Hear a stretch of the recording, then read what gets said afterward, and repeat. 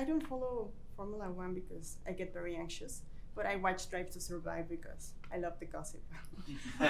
It has been Overrated. and never was. It's really wonderful that Apex are giving second chances to the elderly. But I see the absolute best in the world. Lewis Hamilton is a 7-time world champion, but this is his first time as a film producer. And you have produced over 30 films, but this is your first time as a racer and driving a car. Yes, correct. I don't know, I think it's very interesting to know, how does it feel to be a beginner again in something when you are at the top of your craft? You know, you're a great actor. Oh, director. sure. I mean, that's kind of the perks of our job. We often get to like sink into other lifestyles or professions that we wouldn't normally do and get to learn. But this one was extra spicy, extra fun. Lewis was brave enough to get into the car with me like first when we just were talking. We didn't even have a script yet, which I thought was pretty brave on his part.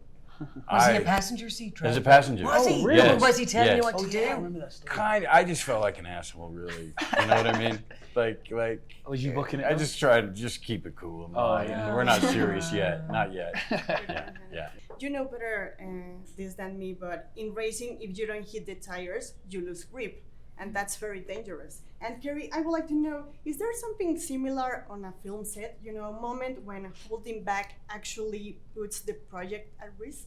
Oh, well, I think as an actor, if you don't go big in the beginning for like big intense stuff, it's kind of like, man, it's more uncomfortable. It's easier to go big and rein it back than it is to like, can you try again and try harder? So I suppose that if you're holding back with your performance, that would put the thing at risk a little, I suppose, right?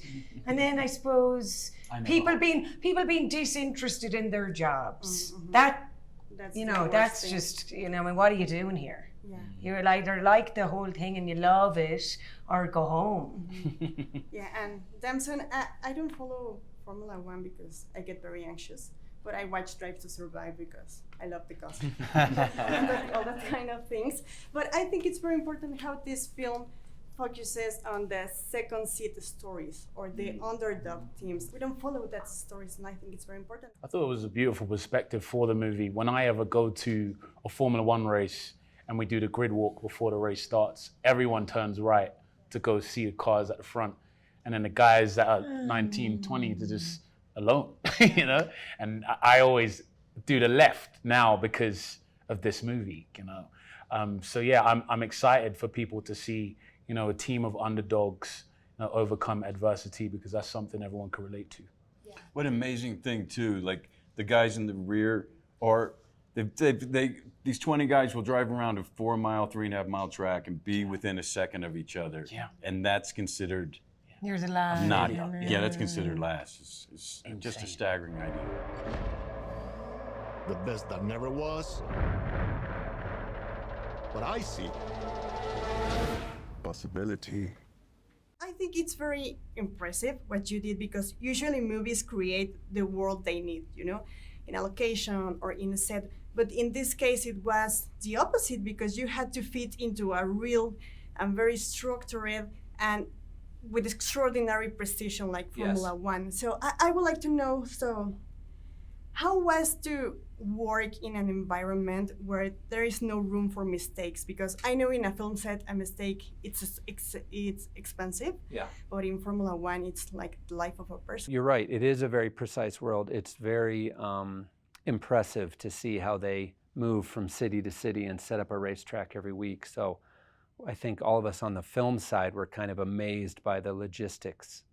But at the same time, we also were very prepared. We have to be.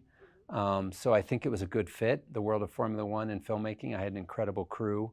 The reason, you know, to integrate is that what we captured is something that you couldn't create on a film set, right? The energy of a Formula One race is like nothing else out there. So I knew we had to be inside it. It just would take a lot of planning, and it meant that we had to change the way we do things, you know, when making a film. There's 20 other drivers still out on that track. Do you think any of them respect us? But you shot many scenes during the Formula One events. So were you worried about disrupting their work? You mean the actual race weekend? Yeah. We all were. We were Yes. petrified. I mean, this is unprecedented to take a film production and implant us into a sport throughout the entire season. It's never been done that I know of, not in this way. No. So there was really a proving ground. Like that first weekend we shot at Silverstone, race weekend, we're on the grid, Damson and I were doing scenes.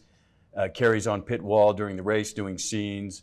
And we have to have our car up in even in the formation lap, and everything had to go razor perfect, like clockwork. And fortunately it did. And at that point, you know, F1 and the FIA had more faith in us.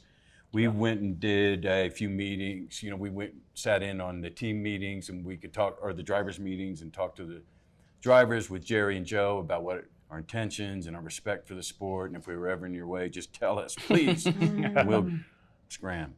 So yes, we were worried.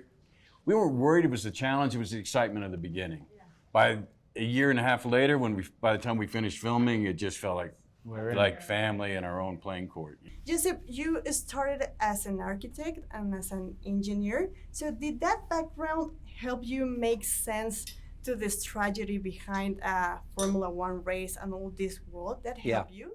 Absolutely. Like on the films I work on, I get to, you know, build incredible sets. In this case, I got to design an unbelievable car working with the AMG Mercedes factory who actually built our car. So, you know, I enjoyed being in meetings with them, talking about aerodynamics and heat transfer and all the stuff you do with a Formula One car. It was an amazing experience in a way for me to kind of live my, you know, engineering dream in a film. So I really enjoyed that.